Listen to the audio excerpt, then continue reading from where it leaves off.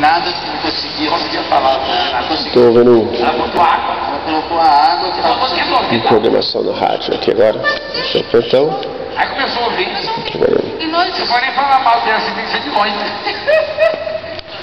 Eu também não ia dessa parada. Mas, mas aí a água, se eu melhorar, nós somos de Cabo Frio. E eu tomo aqui, graças a Deus. Você dá um abraço, você não vai com a minha cara. Tome conta que eu sou o salão. É a primeira vez que a gente vem. Qual que é mais frio? Cantores. Eu fico aqui até às 7h30 mais ou menos. Agora sim. Isso aí. Conferindo todos.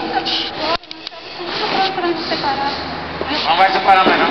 Até o horário certo para passar. Isso aqui é a maquete do empreendimento. Obrigado. Maquete do Obrigado. empreendimento. Tá vendo? Tá vendo? Maquete do empreendimento. Tudo, viu? Não ia com a minha cara. Aqui é a maquete do empreendimento. Vamos ler a palavra. E é o que tá. Agora E nós isso aí. vamos ler Um pouco o versículo 21, a partir do 21. bem também, toma posse.